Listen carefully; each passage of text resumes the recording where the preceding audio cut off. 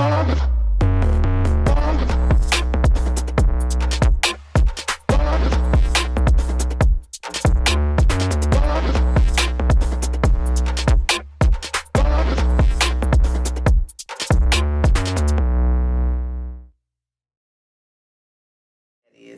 Coach Whitsett.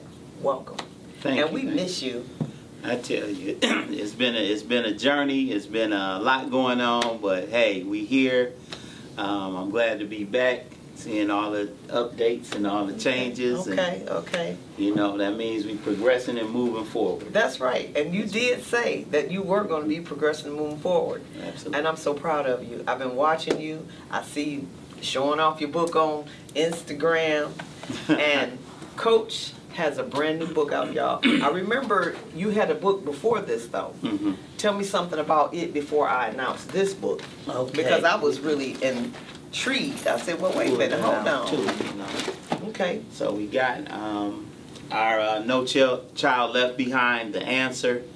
This is more of a children's book, but I think it hits home with adults and a lot of teenagers as well, you know, but it just talks about the different changes and phases that goes on in the school system and how students are being pushed through a lot easier and not really taking the time, not even educating like we should be educating. But there's a reason, no relationship building, no purpose-driven things that are given to the students to make them want to achieve. So this book is definitely relevant for today's time and what we're dealing with right now. Nate, Coach, if you don't mind, tell us the name of the book and where we could find that book. If we have some parents that are willing to go on and order, and maybe they can, on their own, kind of read with their children together and they can feel what this story is conveying, where can we find it? Right now it's on Amazon. You can find it there, and then we're currently in the process of updating our website, but it should be on CoachNateWhitsett.com. And the name of his book is The Answer. Yes. So for those of you who are very interested in making sure the culture of your children grows and not left behind, and maybe giving some teachers some encouragement, and maybe they might want to order, you know, and give a little push in their classroom, some encouragement, and let them know that there is hope. And Coach Whitsett's book, I did read it. It's a wonderful read. I think it's spectacular. As a mom that have children that used to be small, I often looked for books like these that could give them encouragement, sources of inspiration, and let them know that it's okay, that if you have a question or you don't know the answer, if you feel a little ashamed about something, there's nothing to be ashamed of. There's always someone to talk to, and this book speaks to that.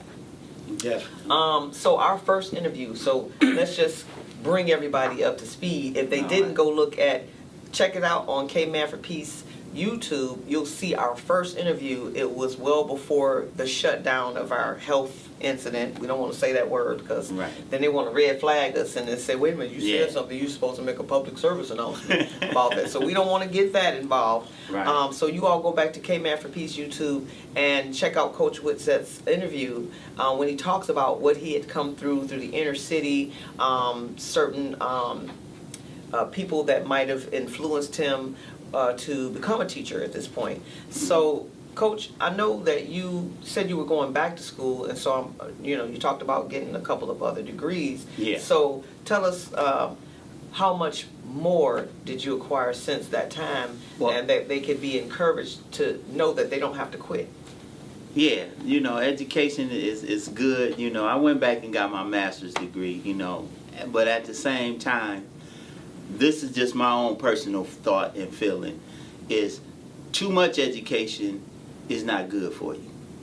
Because of the simple fact of the matter is, sometimes it can push you to be unrelatable, where people can't, you get all these big words and you're using them constantly and nobody is understanding a word that you're saying. So when it comes to education, it's good to have, but you also have to be able to communicate with grassroots people. That's the people that you see in your lives every day. You shouldn't have to decode what you're saying when you're using words like anthropology and all of these big 9 and 10 letter words, when you basically can say hello, how are you doing?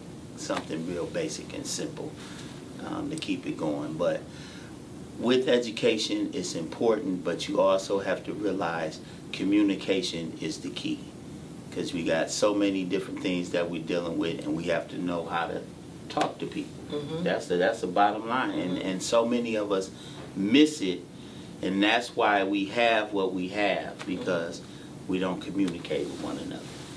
And I could totally relate, having gone to college myself, but then when I go home to the children, then I have to know how to not say anthropology, sociology, and those things. They say, what are you talking about? And I say, here's my book, read.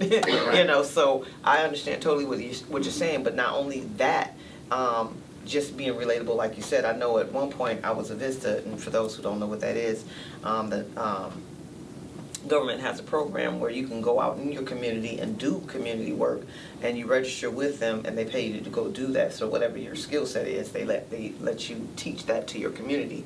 But one of the stipulations was that we didn't talk about politics, our personal politics, or our religious affiliations, so that we would be relatable to the people that we're trying to connect to, and then also not offend anyone, because everybody has their own different and separate beliefs from us all. So it keeps us from judging and being judged.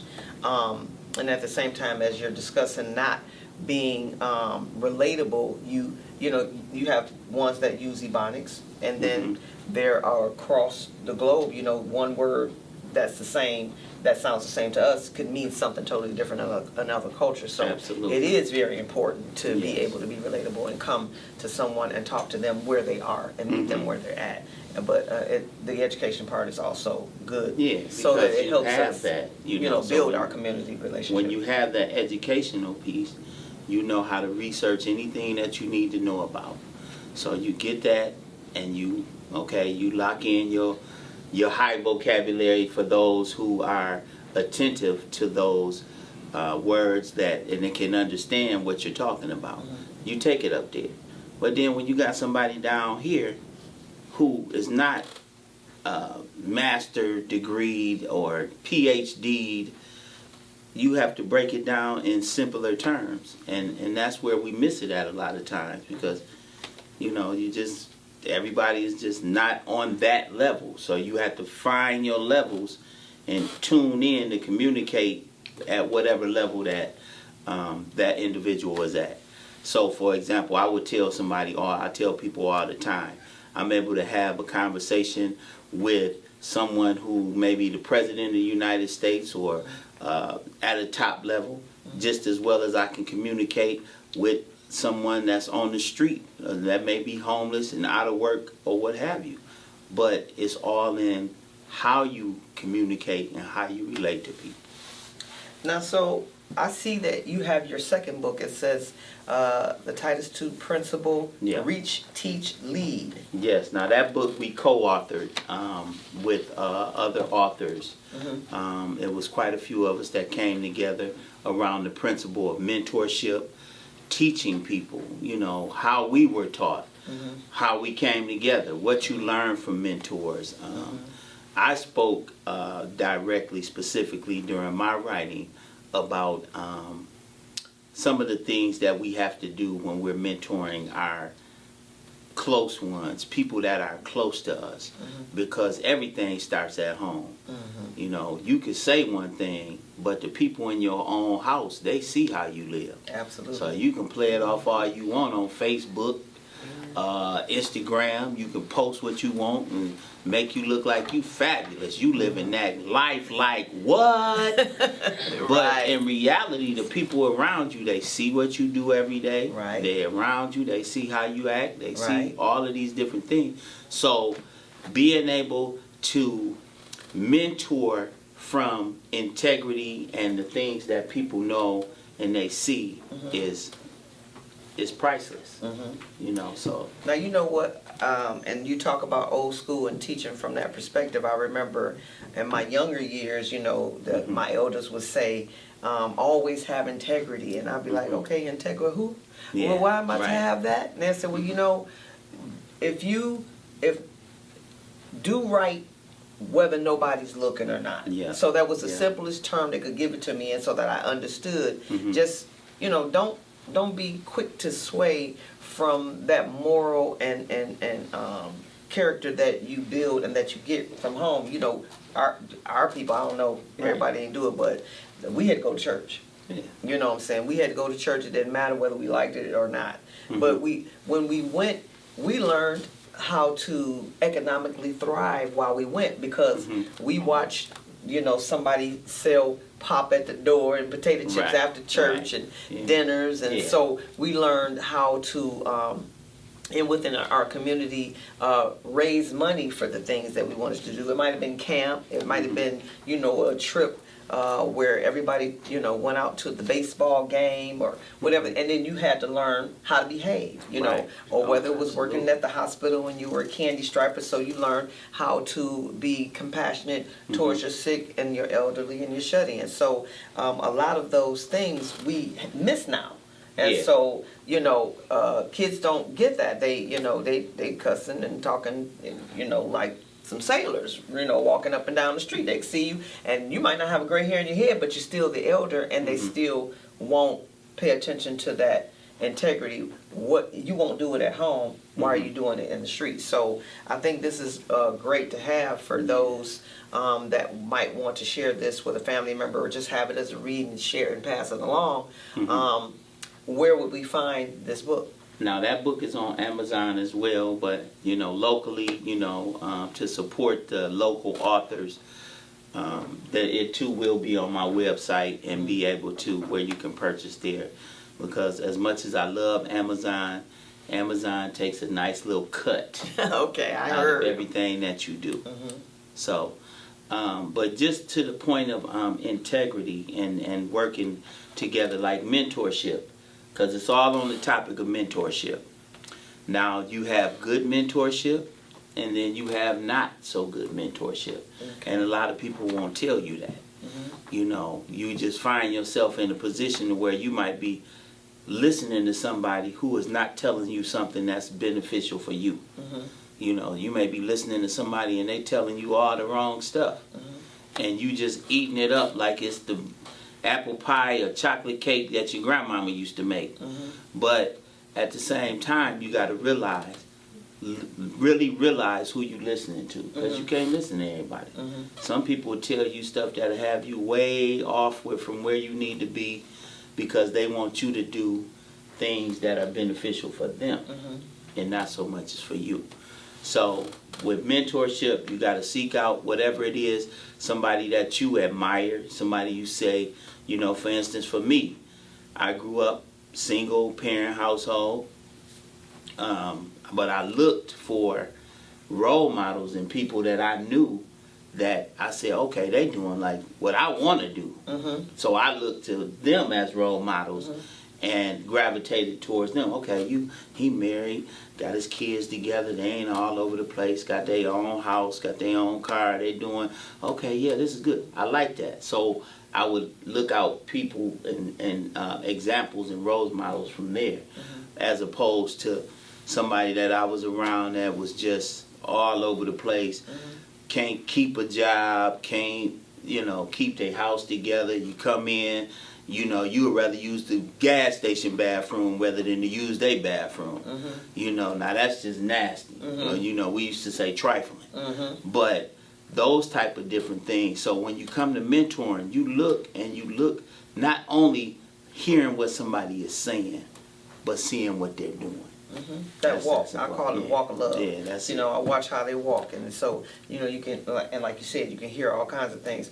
Now, Coach, I know before we talked about how to break away from bad relationships, be it you know the ones in the neighborhood who we might be used to hanging out with, you know, and we don't want to hurt nobody's feelings, but at the same time we're gonna need to save our lives. Right. And you did share how you were able to do that, and it's not so much back how it was back then, as it is so much so a little scarier for some of the youth now. Yeah. Because of the rising gang violence, and then the culture that sometimes exists when you have the ones like they used to back there. Well, who you repping, and what and what territory, and what you, and what's some colors? You know what I'm saying? That kind of stuff. Right. How would they benefit if they want to say, I don't want to do that anymore. I just want something different. And I know it was easier, you know, for young men than young girls, because they'd be like, I ain't doing that no more. I ain't got time for that. I'm getting ready to go to school, you know. Yeah. And we saw the research and we saw the numbers, you know, of more college graduates coming out at a certain point that were female than male, and then that pipeline to prison. Yeah. But then in recent time, you had some that got let go, and then you had the Innocence Projects and the different ones that, but then you had the ones that kind of slid through the crack and didn't have to suffer that.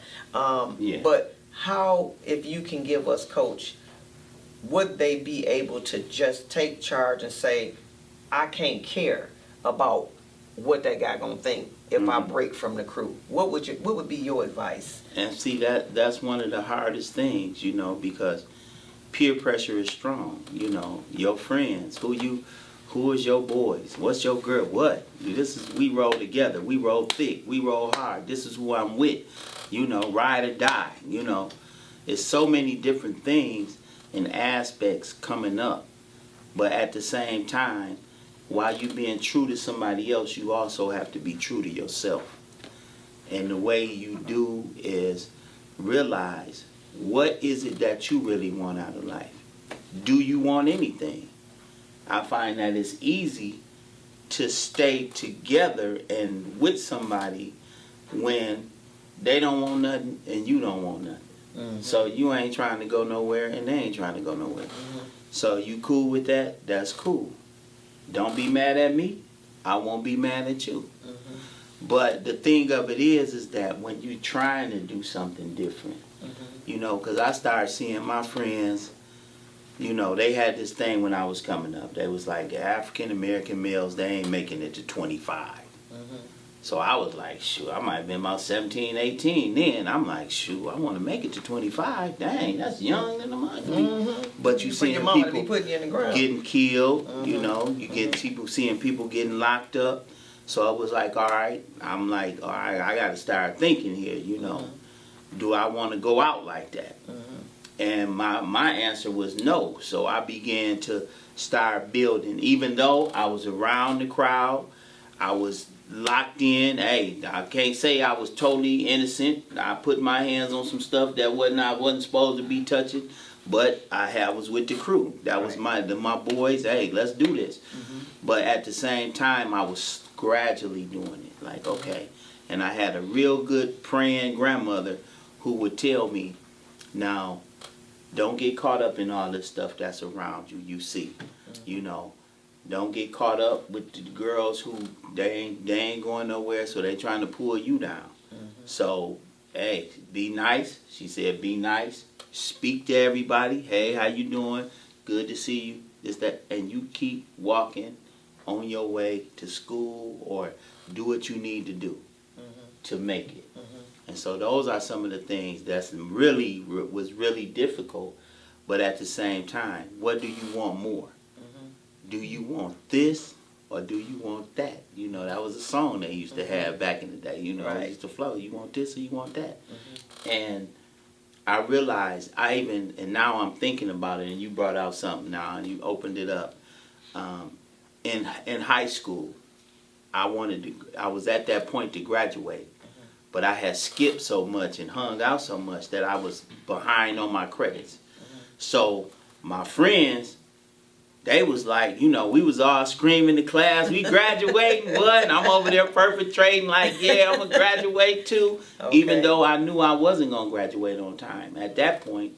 So I went to my counselor. I don't even know if they still have school counselors, because I haven't seen like a lot of them. Like they're around, but it's hard even for parents to get in touch with them. And when you want to talk, it's like, okay, I'm gonna send you an email, but I want to see your eyes so we can talk. But go ahead. I went to my counselor, And I said, how can I graduate? I mean, my mom didn't even know I wasn't going to graduate because she was so disconnected. It wasn't like she was riding me in school. She just like, whatever, boy, you growing up, you about to graduate from high school. If that's what you want to do, fine. If that's what you don't want to do, fine. So that type of parenting. And so I was like, shoot, I ain't want her to know. I was embarrassed for her to know that I wasn't graduating. But my friends, you know, they was like, you know, whatever. So at the same time, I went to my counselor and she's like, look, you done missed so many doggone classes that in order for you to graduate on time, you gonna have to go to day school and night school. Ooh. So I was like, what? So you gonna be making up that time. You ain't getting away from it. Oh my goodness. So I'm on the block with my boys from when I got out of high school, about 2:30ish, hang out till about 5:30. Around that time, I'm like, night school start at 6. So now I got to head towards the night school classes. And they look at you, oh, look at you, 24-hour going to school. But, you know, your friends, they know how to talk about you like never. They just going in. I mean, just ragging on me. I'm like, yeah, man, all right, yep, I'm about to go, though. I got to get up in there. So I do that 6 to 9 class. Bam. Go back, got to be back at high school the next morning. Like, shoot, I'm just doing that. And I did the rotation. Boom. She was like, you got all your credits now. You graduating. Now I could go to my mom and be like, yeah, this is what I'm doing. And be excited and know that I'm not lying to her. Because, you know, shoot, back then, boy, you can't be lying. Yeah, because everybody going to get it. They all getting it, you know. So I understand totally what you're saying. And it's almost not different from then to now. The same statistics seem to be resurfacing for us. When you look at the data. We're looking at the community at this point, and it's like we just got to figure out what is going to be the motivating factor. And like you said, it's either this or that. And we already know what this or that is if you're going out there, you know, you're guilty by association, getting in trouble, what can we do to encourage them to want to come on in and get some of what you got?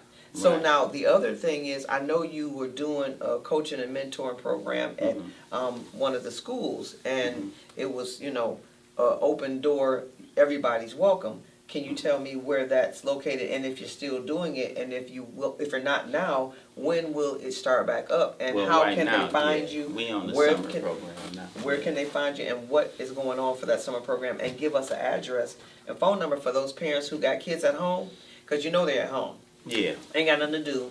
And you know, and they might be riding around, parents might be going down to the riverfront or wherever they're going, or on your way to going there, can you bring babies on down, bring them on in? And what age groups are you allowing into this session? Because I know, you know, kids do have an attention span problem. When you got kids of a certain age, they're not ready for certain things. So kind of give us a doorway into how that happens and where it is. So like since then, there's been quite a few changes. So we, you know, when you can't impact things from the inside, like I'm still working in the school system, but I realized that when you got all of this red tape at certain levels, you can't do as much as you, got your hands you tied. can't really do much other than follow what the person who is paying you is saying. So I started my Think A Plus Foundation, which is a nonprofit. Let's say that again. Think A Plus Foundation. And so we work from 3 components. I'm big on fatherhood, so we have a dad's program, you know, team dads, duty above designated service. We're working with fathers. We got older men that's helping out to train the younger guys who just coming along. Maybe they just had a kid and, you know, need that help or different things. We share ideas, we share resources, and we build from there, you know, and helping out each other. You know, because sometimes the young fellas might say something that sparks something in the mind of that older guy who got kids, maybe grandkids, you know, so we build from there. Then we have a component where we do a rap to read program with the younger kids. That's the third, you know, we started at the 3rd grade because of that pipeline to prison. But we working with some of the younger kids but below 3rd grade, so we can kind of get them out of there before they get to that point. Because you're supposed to be reading by 3rd grade. You actually should be reading Way before then, but Right. you know. Because we do not have conjunction, junction, what's your function? Yeah. Where they talking about hooking up words and phrases and Making we them don't run have, right. Don't Yeah, have the that's A, it. E, I, O, U. They don't talk about the vowels no more. Mhm. They don't talk about phonics where you're learning your sounds and how to Breaking it connect things down, together yeah. so you can learn learn how to read through Mhm. the phonics, and then they're not even doing cursive writing anymore, so it's almost like you have to institute that at home No. so you can read it. Now I've had people say I can't read that, that's cursive. Yeah. I'm like, oh, you can't, that's still a P. I mean, it might Yeah. be a little pretty, but Right. so I get what you're saying when you So say it that. is a lot. So you know. where can they find the program, and when can they find the program? So with the programming now, we're currently working.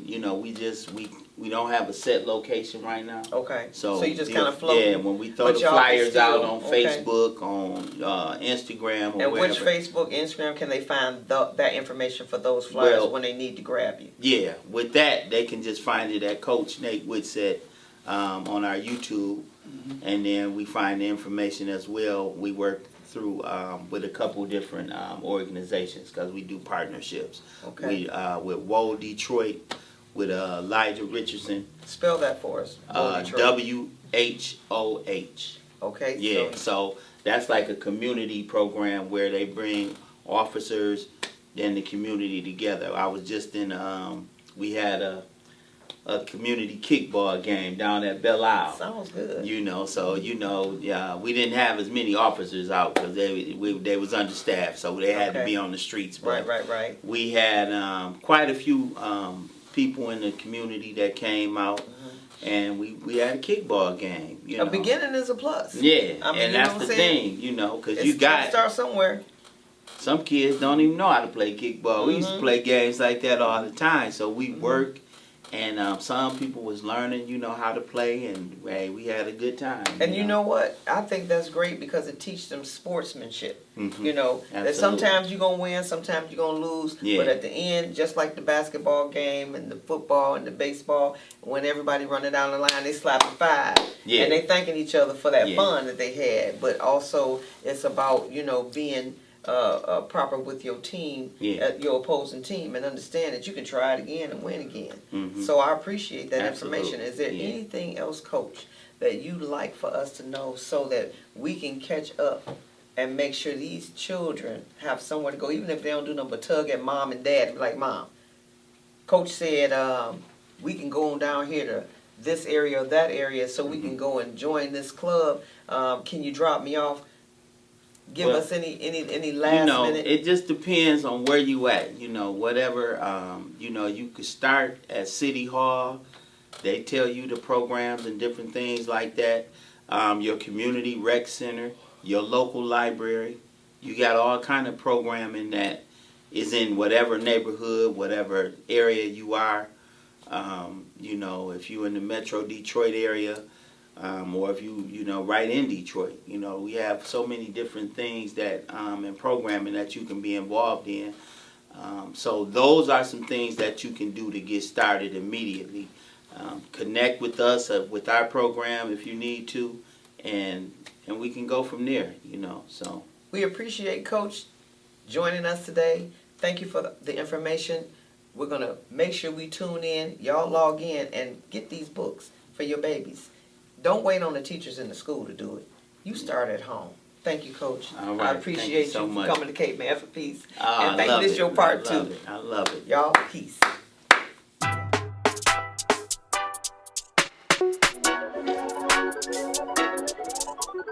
Oh.